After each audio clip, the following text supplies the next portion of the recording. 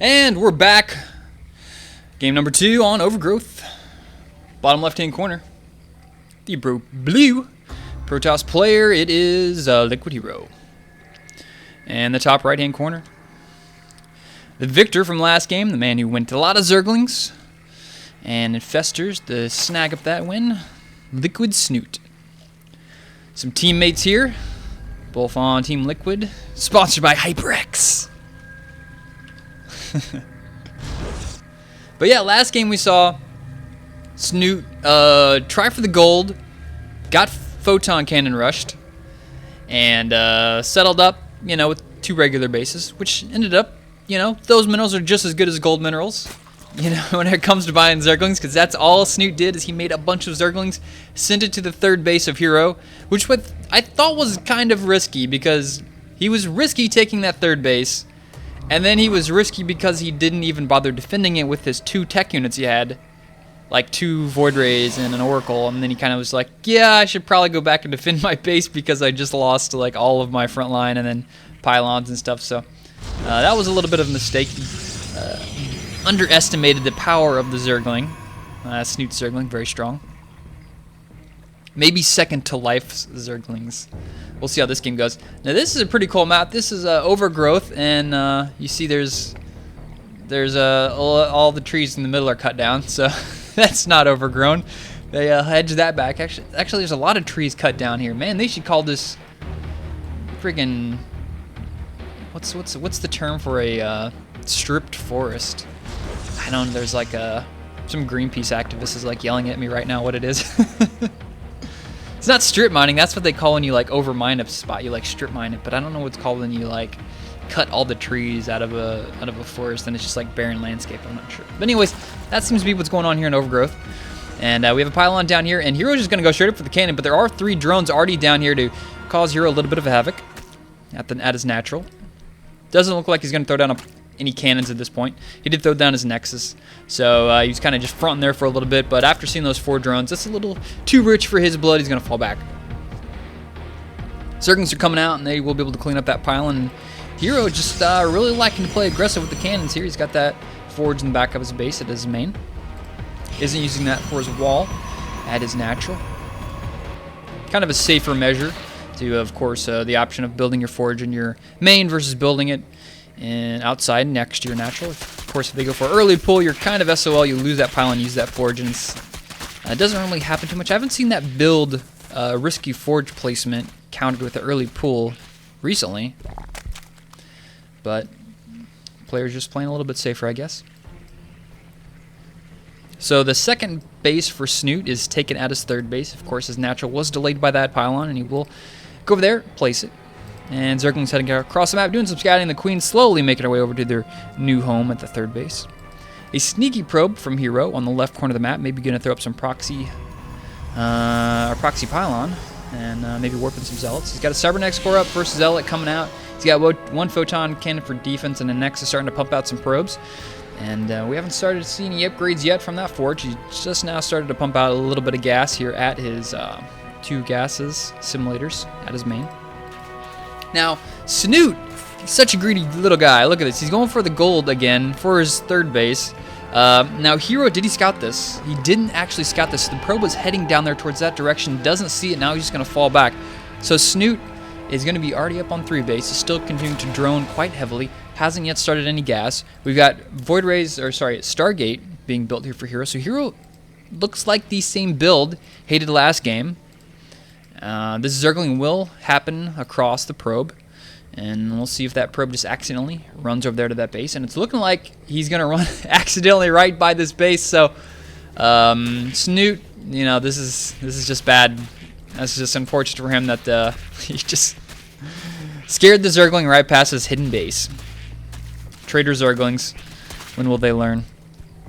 You know what? He's probably the evil one. Since Zerglings come out in 2s, he's got the good one and the evil one. He's the evil one. He's retaliating against Snute. He's like, all right, I'll show this guy what's up. And he's going to die for it. Die for your crimes, the justice of the Protoss. Now this third base is kind of out here in the middle of nowhere. There's tons of places to attack this from. He's got no defense. Actually, scratch that, one Spore Crawler going up, which won't be too terribly effective because his opponent's going a lot of gateways, and this is what I like. I like seeing these early gateways as opposed to what he did last game. This seems like it actually may have an opportunity to deal some damage. He doesn't have a pylon down just yet, but he knows about the base. There's no Spine Crawlers over there. Do we have Zerglings coming out? Zerglings are out, but it's only two. Two of them out. He's making more drones. This is a perfect opportunity for HerO to attack this third base, but he's not. He's running over here to the Xel'Naga Tower. As soon as he has these gateways done, he'll have 4 gateways. He can start to do some warping. He's going to have some Phoenixes, so those can pick up the Queens at that third base if he decides to attack it. You know, there's only one over there. The Creep Tumors haven't yet connected it. Another Spore Crawler going up, and what is he doing with this pylon? He's going to go attack the main. Okay. A lot of Zerglings out now. Speed about 3/4 the way done. There are quite a lot of Zerglings have been built. We're up to 19 so far. Now he's back in drone production. Roach is going to be built here eventually. You get the Roach Warren coming out. And these Zerglings might get us around on this Stalker. The Zealot's going to get trapped. He will go down. This one Stalker is plenty fast enough for the time being. He should sneak out of there. Speed close to being done, but it's looking like this guy's going to get home. We do have 3 Phoenixes flying around the map. Actually scratched that for it, but the speed's so close to being done, but he just barely gets back there in time with the Photon Cannon. That will be enough. And now he's got Phoenixes chilling out here. He's got the Zealots being warped in at this top right-hand corner of the map. That can go in there and attack the 4th base of his opponent that's just not being built, or he can attack the main. And Zergling's just trying so diligently to get in there, but look at that. The Manor Force Field drops. Actually, it's not really much of a Manor Force Field. It's just kind of inconvenient for Snute because that Stalker was down to 1 life. And it managed to survive with a nice force field there. More Zealots just being warped in. And these Zerglings, will they run right past? No, they don't see it, not far enough. Snute just continuing to send Zerglings across the map, and he's going to need those guys back at home. We've got a Robotics Bay being built here, and a Twilight Council being built. He already has a Robo facility, and of course, he's already got a Stargate, which he's teching out of. More gateways going up here. So Phoenix is flying, pick off another drone, and fall back. He's just building a massive number of Zealots. I just can't wait to see how these Zealots fare against, I don't know, roaches or whatever he's going to have. He's got a Hydralisk Den going up, an Infestation Pit. There's just so many Zerglings from Snute just barreling down this base. Snute must think this is his third. He's just got so bloodthirsty from that last game, taking out that base, but nevertheless, he sees all this. Did he see them? I think he's got to see them by now. He's fallen back. There's a lot of Zealots. He's got, I think, about 14 making their way. He's going to take out the base at the natural. A lot of Zerglings move in, and they take out the reinforcements at the pylon. 3 Zealots go down. He takes the pylon. Phoenix can't do anything but check that out. He will lose the hatchery, and these Zealots are unfortunately going to walk straight into Roaches, but the Phoenix is there to pick up a couple Roaches. And at this point, Snute just has to make something happen. He's actually got a pylon in the main. Look at this Photon Cannon going down. He's going to throw down a force field to rip. He throws down a force field. He has to throw down another one because it wasn't good enough. He needs to warp in some more sentries to keep that wall off going. And the Zealots are just charging through here. He's taking out the Infestation Pit. Roach is pulling back. He's microing those fairly well. Queen blocking there. They're going to die. Not enough sentries to warp in another force field. And this is just going to get cleaned up. Snute has enough forces here. The Zealots will fall down. And man, if he would have landed that first force field perfectly and not had to use the second force field right away, he could have delayed this so much longer, did so much more damage. Had those Stalkers warped in, could have warped in another sentry. That would have been a completely different game, but at this point, his attack just got shut down. And Snute's got to feel okay about this. He's on 3 base. He's had this gold base forever. And I'm just wondering if maybe he would have been, you know, he definitely would have been better off if he would have landed that force field. That would have bought him plenty of time to do more warp-ins, deal more damage in the main, and pick off any reinforcements that were built here. But now he's got Hydralisks out. They can deal with the Phoenixes. He's rebuilding his hatchery as natural. A lot of Zerglings going down here to the 3rd base of HerO. And HerO is warping a couple Stalkers, but those guys aren't going to be enough to deal with the Zerglings and Roaches. There's numbers streaming across the map. Stalkers actually get surrounded. Photon Cannon quickly trying to get warped in, but with Hydras here, Roaches here, Zerglings killing everything. This base is going to fall. We're going to be on a 2-base Protoss versus a 4-base Zerg. The supply now tells the story. 136 supply for Snute versus 94 HerO. Zerglings just kind of walk on in there. And they will eventually all go down. Pylon goes down to the Roach Hydra combination. Trying to pump out a couple Immortals to deal with these Roaches, which is going to be a good combination to deal with that. But the numbers here are just so in Snute's favor. He takes out another gateway. Phoenixes go to pick up some Hydras in the back. There's only a couple, so they might be able to deal with that. Photon Cannon, Stalkers, Sentries, some good force fields go down there. And Snute will have to come back for a round number 2. HerO just building, why is he building another cybernetics core? He's building a dark shrine and a gateway, so HerO just going for all the tech this game. He's playing this like it's a 4v4 bronze game, just building a little bit of everything. Teching up, and Warp Prism going down. But I mean, the only reason you make a second cybernetics core is if you're going to go, you know, air upgrades, double air upgrades, but he only has one Stargate. I don't know why he's doing that. That has to be a mistake, right? He's finishing it. We'll see what he does.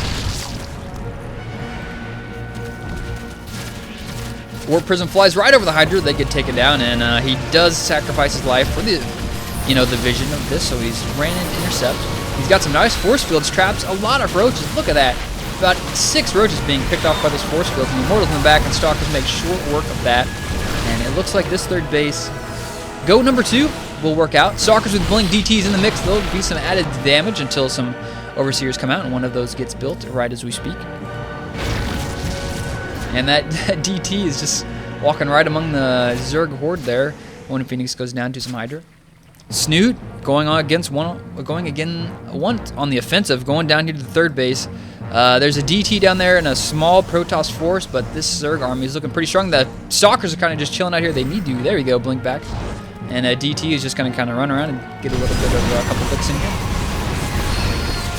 And Snute has a pretty decent concave. HerO has fallen back, but not fallen back far enough. Look at those tongues on those Vipers, pulling those Immortals back, getting in a good position, but only taking out one of those. Another yank goes deep, and he's going to get the third one. Nope, not going to get the third one. Force fields are buying a little bit of time, but the Nexus does fall. And the one DT does get taken out by, I think, a Queen and a couple drones here at the natural. And HerO is just getting beaten back, and there's the GG from Liquid HerO. Snute takes this victory 2-0 versus HerO.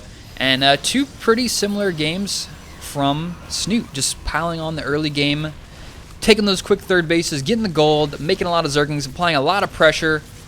You have to say that HerO at least was a little bit more successful with his attack, with his timing attack, than he was in game number 1, but it was so close. Just if he would have landed that force field perfectly the first time and not forced himself to throw it down a second one to shut it off, that he could have just won the game there at that point.